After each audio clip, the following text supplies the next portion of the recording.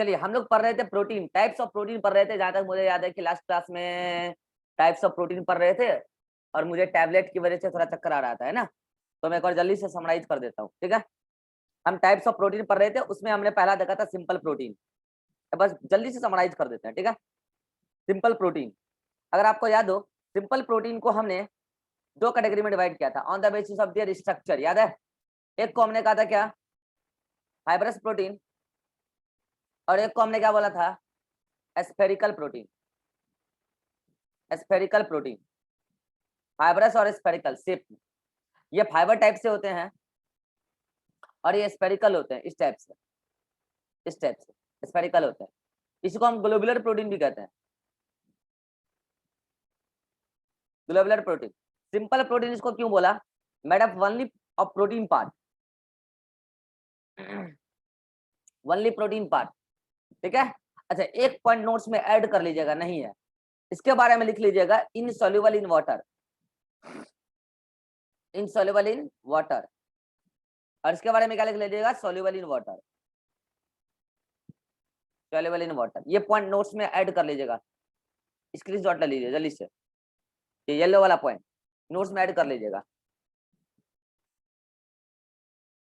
ठीक है। हाँ, तो फिर हमने कहा था कि फाइब्रस प्रोटीन का आपको 4 फेमस एग्जांपल याद रख लेना है, याद है। एक कीरेटिन,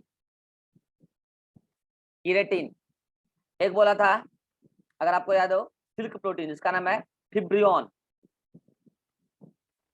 केराटिन हेयर प्रोटीन था, वो हेयर, नेल, हूफ, इस सभी में होता है, ठीक है। फिर इसके बारे में मैंने दो एक साथ बताया था, अगर आपको याद हो, कोलेजन और इलास्टिन। कोलेजन का फाइबर क्या कहलाता है,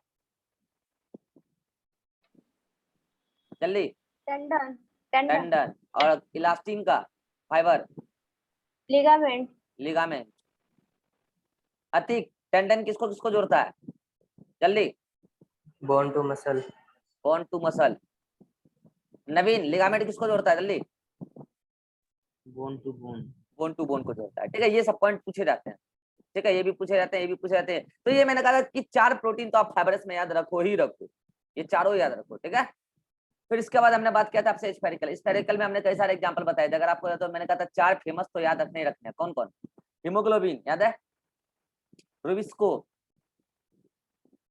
राइबोलोज, बिसफॉस्फेट, कार्बोक्सिलेज, ऑक्सीजनेज, ये सभी के सभी स्फेरिकल प्रोटीन होते हैं, ग्लोबुलर अपीयरेंस इन लोगों का होता है, ठीक है। इसके बाद हेमोग्लोबिन हो गया, रुबिस्को हो गया, और भी बताओ जल्दी बताओ, कौन कौन से बताए थे, हिस्टोन, हाँ स्टोन, और एल्बुमिन, स्टोन, एल्बुमिन। एल्बुमिन में कई दो बताए थे, याद है, लेक्ट एल्बुमिन और लेक्ट एल्बुमिन, ये था आपका मिल्क में, ALBAL, एल्बू एल्बुमिन और सीरम एल्बुमिन, आपको याद हो तो। और मैंने कहा था लेक्ट एल्बुमिन ह्यूमन मिल्क में मिलता है, ये बात ध्यान रखना, पूछा जाता है। सीरम एल्बुमिन ब्लड में मिलेगा, और ये ब्लड में मिलके क्या करेगा, ब्लड कोलाइडल ऑस्मोटिक प्रेशर को मेंटेन करेगा। क्या होता है वो रेस्पिरेटरी सिस्टम में बता देंगे, ठीक है। ब्लड में एक प्रेशर होता है सॉलिड की वजह से, कोलॉइड की वजह से, उसी को बोलते हैं ब्लड कोलॉइड ऑस्मोटिक, ब्लड एक कोलॉइड सॉल्यूशन, ठीक है। तो ये एल्बुमिन, तो ये 4 तो फेमस था जो आपको याद रखना ही रखना था। फिर इसके साथ एक हमने कहा था कि अगर याद रख पाओ तो रख लेना प्रोटामीन, प्रोटामीन शक्तिमान स्पम, इतना इतना तेज भागता है, और इसके जो न्यूक्लियस वाले पार्ट होते हैं, यहाँ पे न्यूक्लियस वाले पार्ट के अंदर होता है ये प्रोटामीन, ये प्रोटामीन, ठीक है, ये हुआ। अच्छा, इसके बाद एक और बोला था हमने प्रोलामीन, फिर PRO, प्रोलामीन में फिर हमने कई सारे 3 टाइप अलग अलग बताए थे, बाजरा में, गेहूं में, मक्का में। मैंने कहा था याद रहे तो रख लेना, नहीं तो कोई बात नहीं। खैर ये चारों तो आपको याद होना ही चाहिए, हीमोग्लोबिन, रुबिस्को, हिस्टोन और albumin are spherical protein means globular protein. ये था सिंपल प्रोटीन, जहां तक हम सबको सही बता दीजिए। इसके बाद मुझे टैबलेट का असर आने लगा था, और शायद मुझे याद है कि मैंने कई सारी गलत सलत चीज पढ़ा दिया है, ठीक है, बच्चे कह रहे थे, तो वो टैबलेट का असर था, कंसंट्रेट हो ही नहीं रहा था, ठीक है। अगर फिर से बता देते हैं, दूसरा दूसरा जो है कंपाउंड प्रोटीन, या उसी को बोलते हैं कंजुगेटेड प्रोटीन, कंपाउंड या कंजुगेटेड प्रोटीन।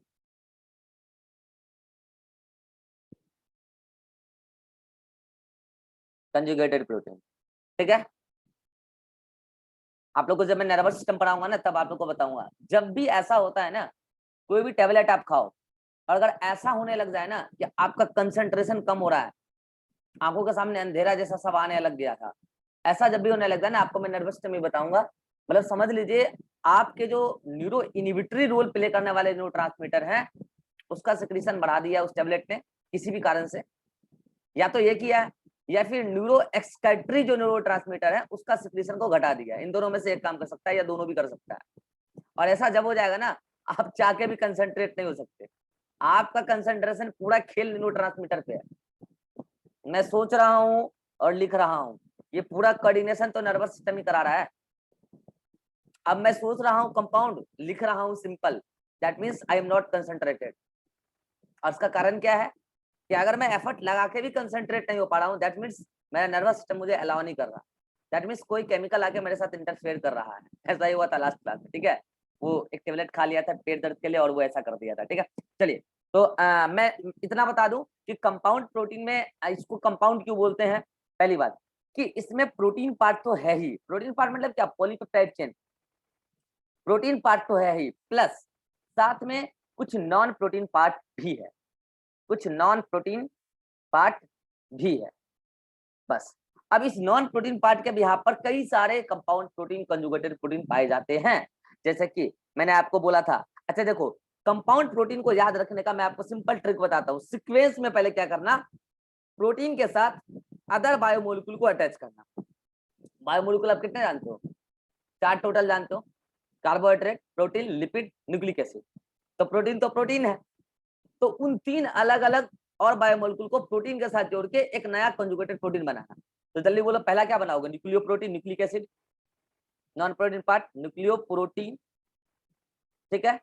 दूसरा बना देना लिपिड, लाइपोप्रोटीन, लाइपोप्रोटीन, ठीक है। ये सिंपल ट्रिक बता रहा हूँ याद रखने का, नोट्स में सकता है सीक्वेंस में ना हो, कोई बात नहीं है, आपको मैं तो बता रहा हूँ ना। अब कार्बोहाइड्रेट से रिलेटेड 2 चीजें होगी, जहां पर कार्बोहाइड्रेट का मात्रा अधिक होगा वो होगा म्यूकोप्रोटीन। लास्ट क्लास में कंजुगेटेड प्रोटीन का जो भी चीज मैंने पढ़ाया भूल जाओ, मैं कंसंट्रेटेड वे में नहीं पढ़ा पा रहा था, इसलिए हो सकता है कि सारा चीज गलत गलत पढ़ा दिया हूँ मैं एक्सेप्ट कर रहा हूँ इस चीजों को, ठीक है।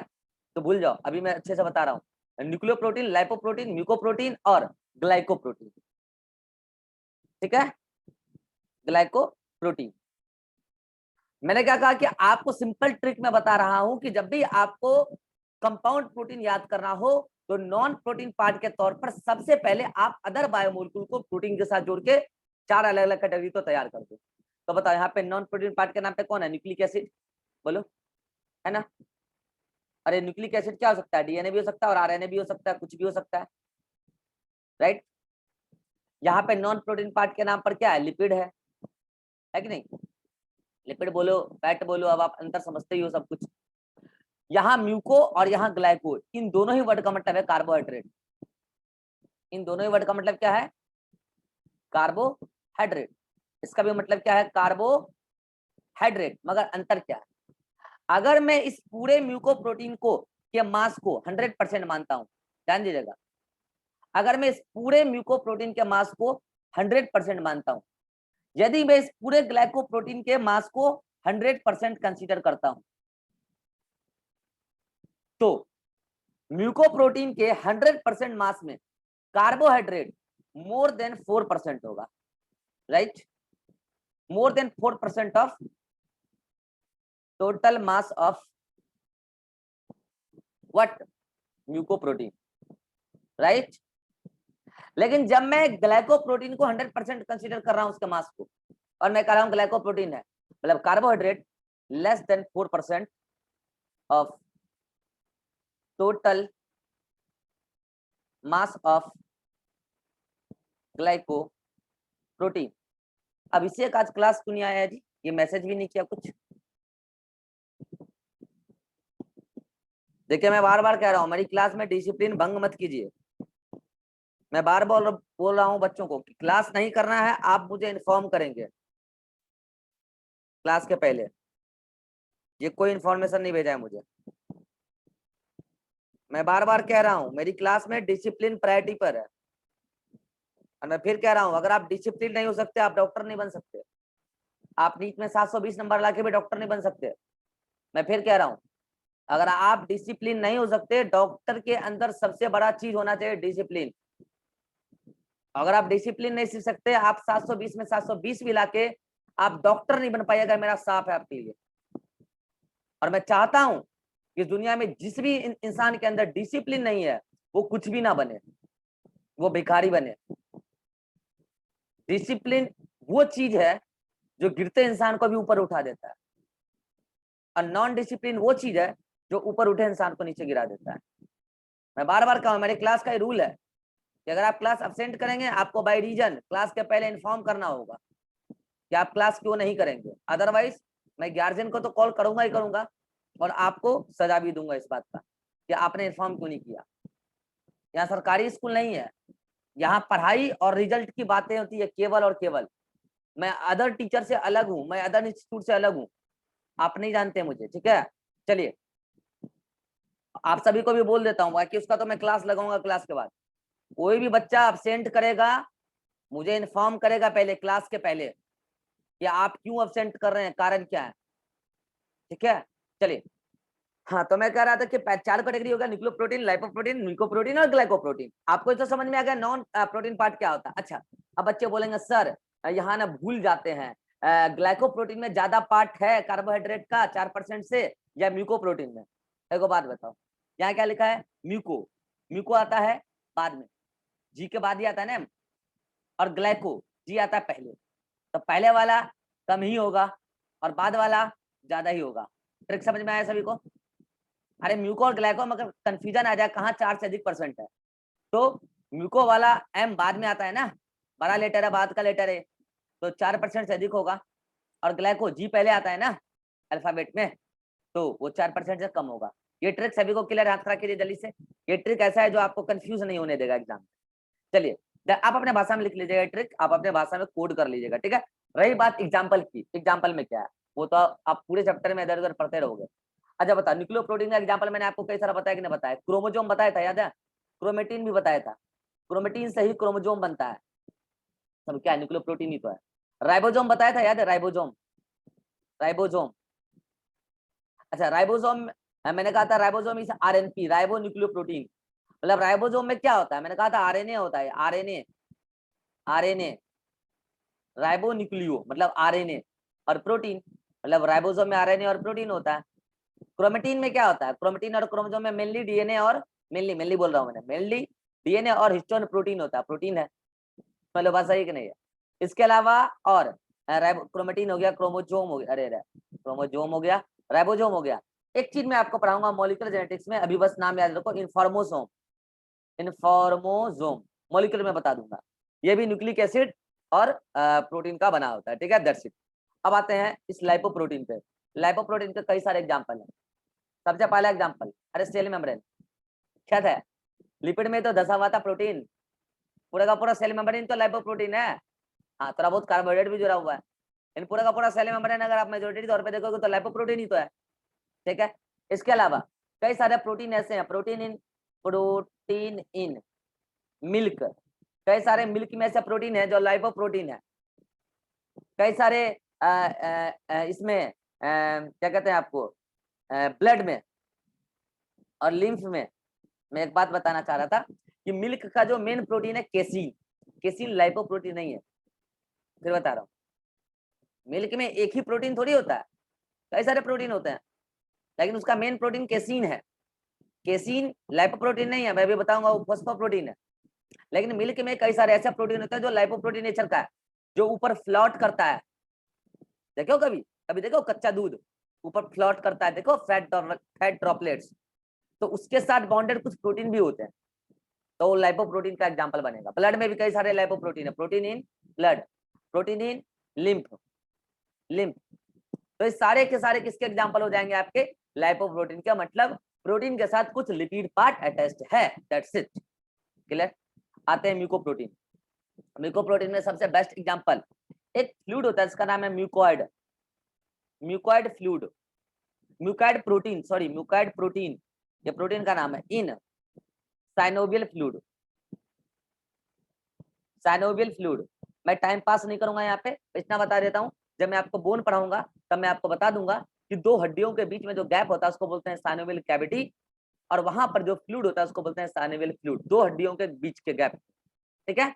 और उसी फ्लूइड में एक प्रोटीन होता है, खास प्रोटीन, ये नाम इंपॉर्टेंट है, और उस प्रोटीन का नाम है म्यूकॉइड प्रोटीन। उस प्रोटीन का नाम है mucoid protein, that's it, mucoid protein, ये रहा, दैट्स इट। अगला म्यूकॉइड प्रोटीन, एक और एग्जांपल इसमें ले लीजिए, एक दूसरा ऑस्टियो म्यूकोप्रोटीन। फिर से वही बात, मैंने क्या बोला, दो हड्डियों के बीच के फ्लूइड में है वो है म्यूकॉइड प्रोटीन, और ऑस्टियो म्यूकोप्रोटीन का है मतलब हड्डी के जो स्ट्रक्चर है उस स्ट्रक्चर में भी रिलेटेड कुछ प्रोटीन है जो म्यूकॉइड प्रोटीन नेचर का ही है, मतलब कार्बोहाइड्रेट बाय मास 4% से अधिक है, मतलब म्यूकॉइड प्रोटीन ओवरऑल हड्डियों से रिलेटेड ही है, दैट्स इट, ठीक है। अगला ग्लाइकोप्रोटीन, ग्लाइकोप्रोटीन के तो आपको कई सारे एग्जांपल पहले भी बताया है, याद है। अच्छा, ग्लाइकोप्रोटीन का एग्जांपल अभी अगले पेज पे ले लेते हैं, इसका स्क्रीनशॉट लो जल्दी से, इसका स्क्रीनशॉट लो जल्दी से, ले लिए। चलिए ग्लाइकोप्रोटीन का एग्जांपल मैं नेक्स्ट पेज पे बताता हूँ। ये सारे एग्जांपल आप सीक्वेंस में अरेंज कर पाओ तो कर लेना, नहीं तो कोई बात नहीं, नोट्स में आपका लिखा हुआ है।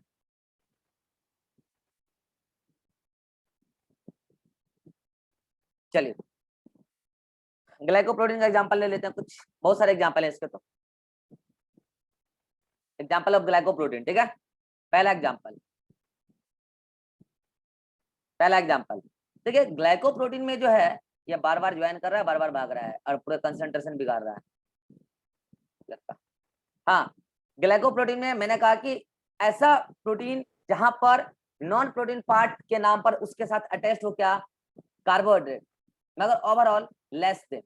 मैं आपको बताऊं बच्चों, आपके सलाइवा में एक प्रोटीन होता है जिसका नाम है म्यूसिन, डाइजेस्टिव सिस्टम में भी बात थोड़ा सा बता दूंगा। म्यूसिन एक प्रोटीन है जो आपके सलाइवा में होता है, वो एक प्रकार का ग्लाइकोप्रोटीन, दैट्स इट, राइट। इसके अलावा आपकी किडनी एक हार्मोन सिक्रीट करते हैं, इसका नाम है इरेथ्रोपोएटिन, ERYTHRO, इरेथ्रोपोएटिन। आरबीसी के फॉर्मेशन के लिए जरूरी है इरेथ्रोपोएटिन, और ये किडनी के अंदर बनता है। इरेथ्रोपोएटिन फॉर्म्ड बाय किडनी, ये भी कैसा है, ये भी ग्लाइकोप्रोटीन नेचर का ही है। दूसरा, दो हार्मोन का नाम आपने सुना होगा, FSH LH, ये दोनों एंटीरियर पिट्यूटरी का हार्मोन है, एंडोक्राइन में पढ़ाऊंगा। FSH फॉलिकुलर स्टिमुलेटिंग हार्मोन और ल्यूटेनाइजिंग हार्मोन, FSH LH ये दोनों ग्लाइकोप्रोटीन नेचर के हार्मोन है, मतलब 3 तो हार्मोन हो गए, एरिथ्रोपोएटिन किडनी का, FSH LH एंटीरियर पिट्यूटरी से सेक्रीट होता है, तो ये दोनों ही ग्लाइकोप्रोटीन नेचर के।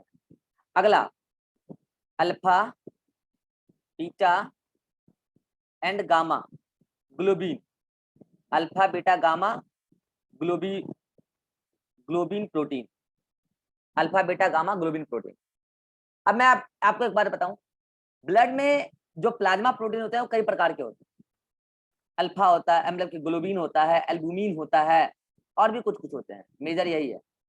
तो जो एल्बुमिन होता है, एल्बुमिन को तो अभी हमने कहाँ रखा था, जल्दी देखो यहाँ पे, सिंपल में कहाँ गया, ये रहा, याद है, सिंपल में वो केवल प्रोटीन पार्ट से बना हुआ, लेकिन जब हम ग्लोबिन पार्ट की बात करते हैं तो अल्फा बीटा गामा 3 टाइप के ग्लोबिन होते हैं, वो तीनों ही ग्लाइकोप्रोटीन नेचर, याद रहेगा, वो तीनों ग्लाइकोप्रोटीन नेचर के, जबकि एल्बुमिन सिंपल प्रोटीन है। और उसमें भी खास बात बताऊं मैं बच्चों, ये तो गामा ग्लोबिन है ना, ये एंटीबॉडी बनाने में काम आता है, इम्यूनिटी में भी बताऊंगा, गामा वाला एंटीबॉडी बनाने में काम आता है, हाँ ये ध्यान रखिएगा, ठीक है। तो चलिए, ये अल्फा और बीटा हो गया, सारे के सारे अल्फा बीटा गामा ग्लोबिन जो है सब किस नेचर के हैं, ग्लोबिन नेचर के हैं, आई थिंक। अच्छा, एक और फेमस एग्जांपल, 5 हो गया, एक और, मैंने आपको कहा था सेल कोट बनता है, cell coat of cell membrane,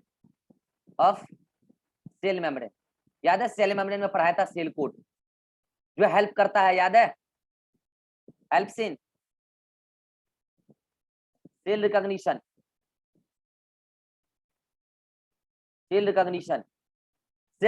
cell पहचानने में काम करता है, एक सेल दूसरे सेल को पहचानेगी, और मैंने इसका बेस्ट एग्जांपल बताया था, अगर आपको याद हो तो ये जो एग है और ये शक्तिमान है, ये रहा स्पर्म। ये एग अगर ह्यूमन का है तो ह्यूमन का स्पर्म ही उसको पेनिट्रेट करके अंदर जा सकता है और फर्टिलाइजेशन कर सकता है। इसके लिए दोनों ही के सरफेस पर लगा रहता है एक ग्लाइकोप्रोटीन।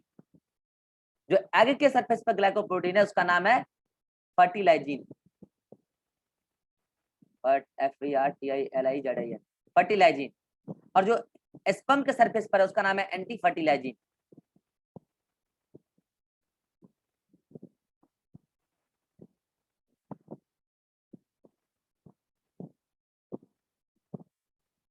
क्लियर? और बता दो बच्चों में, ये फर्टिलाइजिन हो या एंटी फर्टिलाइजिन हो, ये दोनों ही ग्लाइकोप्रोटीन नेचर के, glycoprotein and helps in cell recognition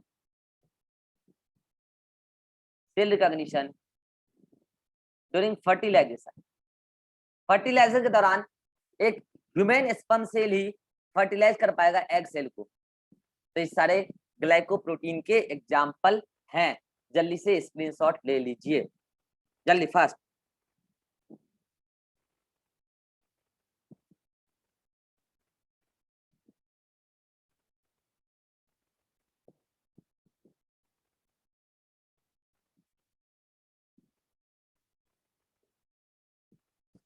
right, चलिए तो कौन कौन सा हो गया आपका?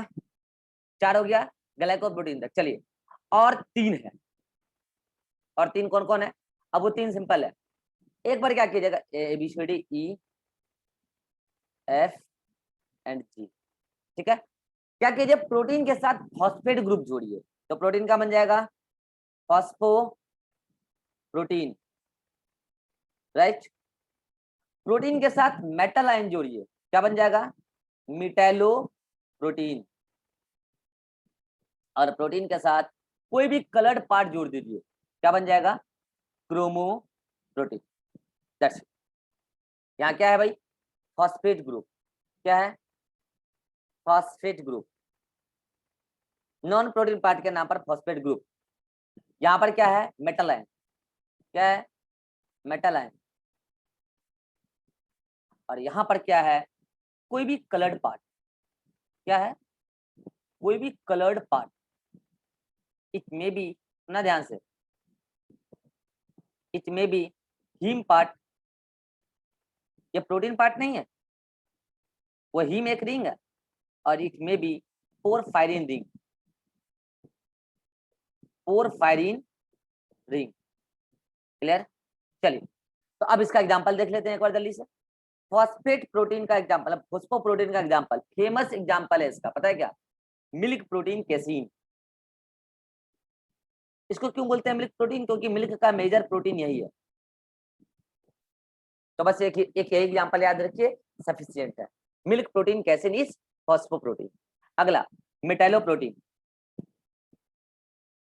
मेटालोप्रोटीन, इसमें क्या है? मेटल आयन के साथ कुछ प्रोटीन पार्ट आके अटैच्ड है। फेमस एग्जांपल मैं बताता हूं आपको, हीमोग्लोबिन। Haemoglobin, catalase. कैटेलेज याद है ना, पेरोक्सीडोम का एंजाइम होता है। और बता रहा हूं, साइटोक्रोम, साइटोक्रोम CHROME, क्रोम। और एक एंजाइम पर ऑक्सीडेज, ये भी उसी का एग्जांपल, ये भी उसी का एंजाइम है, पर ऑक्सीसोम का, ठीक है। अब मैं बताता हूँ किसमें कौन सा आयन होता है। सभी में आयरन +2 होता है, सभी में आयरन मेटल आयन होता है।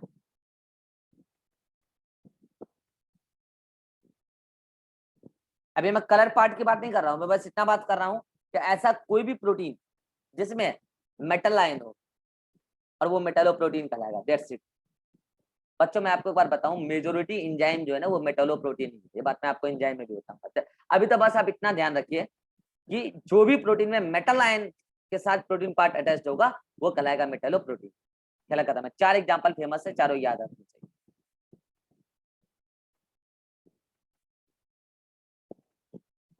चलिए अगला इधर chromoprotein.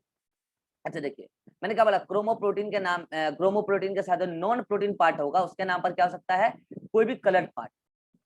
It may be haem part और it may be porphyrin ring, right. तो मैं आपको एक बार बताऊं, अगर हीम पार्ट रहा कलर पार्ट तो दो चीजें बन सकती है, ध्यान दीजिएगा। एक तो हीमोग्लोबिन, इसका मतलब आप समझ रहे हैं, हीमोग्लोबिन कई जगह एग्जाम्पल आ गया, बताइए कैसे। देखिए इधर, ये हीमोग्लोबिन मेटेलोप्रोटीन, देख रहे हैं, ये हीमोग्लोबिन। अच्छा एक मिनट रुकिएगा, या तो सिंपल प्रोटीन में हम लोग लिखे थे, यहाँ हीमोग्लोबिन मत लिखिए, गलत हो जाएगा ना, ऐसे लिखिए ग्लोबिन पार्ट ऑफ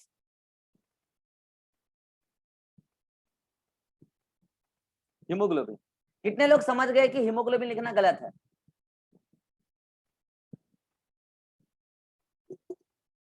कितने लोग समझ गए? नहीं समझे, बता रहा, अगर मैंने हीमोग्लोबिन की बात कर दी तब तो उसमें मेटालाइन भी आ गया ना, तो सिंपल प्रोटीन थोड़ी रहा। हाँ, हीमोग्लोबिन का जो ग्लोबिन पार्ट है ना, वो केवल स्फेरिकल प्रोटीन है, स्फेरिकल शेप का होता है, सिंपल प्रोटीन है। उसके साथ जब आके हिम पार्ट जुड़ जाता है तब जाके वो क्या बन जाता है, क्रोमोप्रोटीन। और उसके साथ जब हिम पार्ट जुड़ जाता है तो मेटलोप्रोटीन का भी एग्जांपल हो जाता है। कितने लोग समझ गए हीमोग्लोबिन के बारे में तीनों बातें?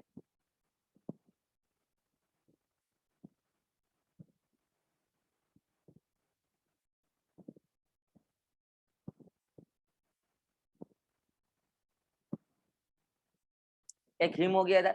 अच्छा, इधर वाले में एक एग्जांपल ले लीजिए, क्रोमोप्रोटीन, कोई भी एक एग्जांपल ले लीजिए। अच्छा, इसमें साइटोक्रोम भी ले लीजिए आप, साइटोक्रोम भी इधर ही आएगा। इधर एक एग्जांपल देता हूं आपको मैं, हीमोसाइनिन,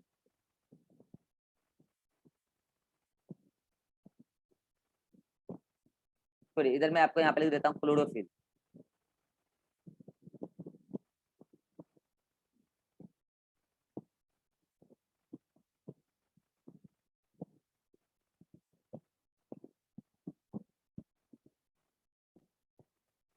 ठीक है, इसमें क्या पोरफायरिन रिंग है, बता रखा है।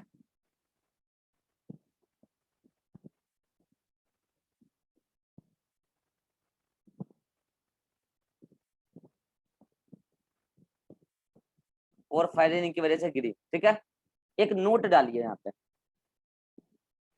और नोट में क्या लिखिए, एक नाम लिखिए एंजाइम का, इसका नाम, एंजाइम नहीं मतलब कि प्रोटीन का, जिसका नाम है हीमोसाइनिन। हीमोसाइनिन, हीमोसाइनिन क्या है मैं बताऊं बच्चों, ये एक क्रोमोप्रोटीन है। a chromoprotein found in lymph of found in lymph मत लिखिए, डायरेक्ट लिखिए बॉडी फ्लूइड। आपको आगे मैं लिम्फ ब्लड में अंतर समझा दूंगा। Found in body fluid of invertebrate, invertebrate. बस अभी आप इतना याद रखिएगा कि ये जो हीमोसाइनिन है ये भी एक प्रकार का क्रोमोप्रोटीन है। कहाँ मिलता है, इनवर्टिब्रेट में मिलता है। इसमें कॉपर आयन होता है, कॉपर आयन होता है। तो ये मेटालोप्रोटीन का भी एग्जांपल हो सकता है, इसमें कोई शक नहीं है। कुल मिला के ये सारे प्रोटीन आपको याद रखने हैं। कौन कौन से देख लीजिए, आपके मैं आपके सामने फिर चला देता हूँ। Mucoprotein, lipoprotein, sorry nucleoprotein, lipoprotein, mucoprotein, glycoprotein, सारे एग्जांपल मैंने बता दिया। ग्लाइकोप्रोटीन का सारे एग्जांपल यहाँ है, mucin, saliva, erythropoietin, FSH, LH, alpha beta gamma globulin, और इधर सेल कोड जो बनाता है जिसको आप कहते हो ग्लाइकोकैलिक्स।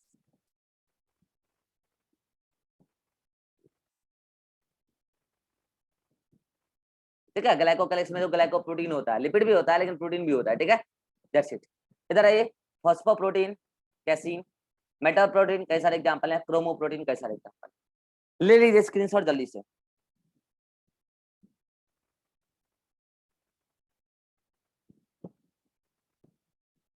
चलिए अब समझिएगा, तीसरा मैंने कहा था आपको derived lipid. Sorry derived protein, याद है?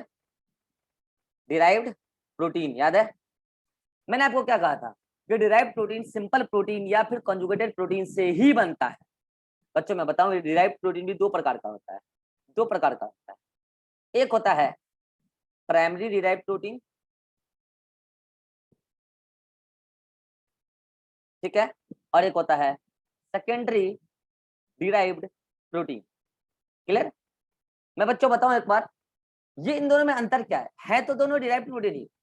अगर डिराइव्ड प्रोटीन किसी भी सिंपल प्रोटीन या कॉन्जुगेटेड प्रोटीन के डीनेचुरेशन से मिले, क्या होता है डीनेचुरेशन, आप समझेंगे, डीनेचुरेशन से मिले तो प्राइमरी डिराइव्ड प्रोटीन, मतलब obtained from denaturation of simple protein और कंपाउंड प्रोटीन। तो फिर ये क्या है? ये वो प्रोटीन है जो मिलता है हमें सिंपल या कंपाउंड प्रोटीन से ही, मगर उसके डाइजेशन से, मतलब उसके डीकंपोजिशन से, उसके ब्रेक डाउन से। डीनेचुरेशन और डीकंपोजिशन में अंतर है, पहले लिख देता हूं मैं, obtained from डाइजेशन और डीकंपोजिशन मतलब टूटना ऑफ सिंपल प्रोटीन और कंपाउंड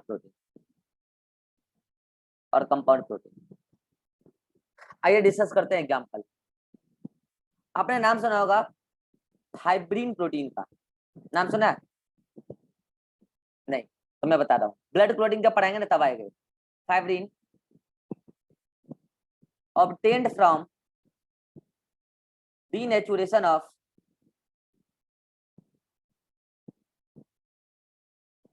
फाइब्रिनोजन। अब याद आया होगा आपको, ब्लड क्लॉटिंग में फाइब्रिनोजन पाया जाता है, आपको पता है। ये फाइब्रिनोजन कन्वर्ट होता है फाइब्रिन में। ये फाइब्रिन एक डिराइव्ड प्रोटीन, फाइब्रिन एक डिराइव्ड प्रोटीन है और वो भी प्राइमरी डिराइव्ड प्रोटीन। अरे क्लियर है? चलिए इधर एग्जांपल बताएं। आपने सुना होगा जब प्रोटीन टूटता है डायजेशन के वक्त, तो एक प्रोटीन जो होता है पहले किस में टूटता है? दो चीजों में, एक पेप्टोन और एक प्रोटियोज। चेक।